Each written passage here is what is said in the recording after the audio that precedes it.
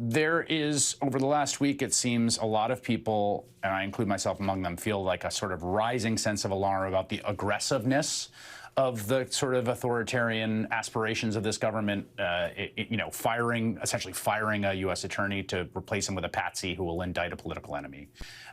The continued threat of using the military on American citizens, the ordering the troops to Portland and then backing up because it was 5-year-old B-roll. I don't know.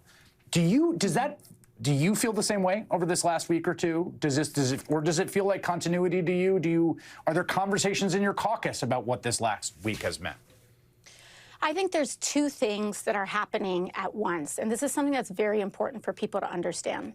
One, there absolutely is an unprecedented abuse of power, destruction of norms, erosion of our government and our democracy in order to prop up an authoritarian style of governance. That is happening. However, they are weaker than they look. And it is important that we remember that, because what they rely on is the impression of power, the perception of inevitability, in us giving up in advance to say, oh, what's going to happen if I stand up, et cetera. Nothing's going to happen. They rely on that perception of inevitability and power so that people comply in advance and acquiesce in advance and give up in advance. And at the end of the day, Donald Trump is at record levels of unpopularity in his tenure. The Republican House is at record levels of unpopularity.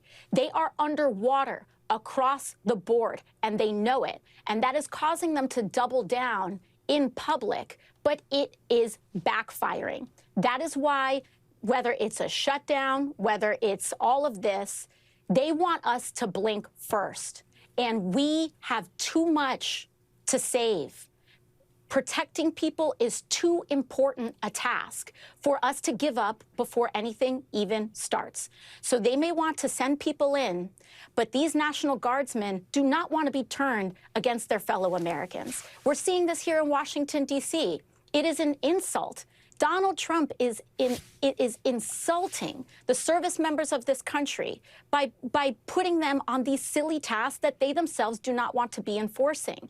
And so we have to understand that standing up matters, that our voice matters, to not give in to this cynicism, because that is what they rely on in order to perpetuate this idea that they are that they have total immunity from consequence. They will experience the consequences of this, but we have to be the consequence, which is why we have to stand tall right now alongside everyday Americans who want us to be standing up right now as well.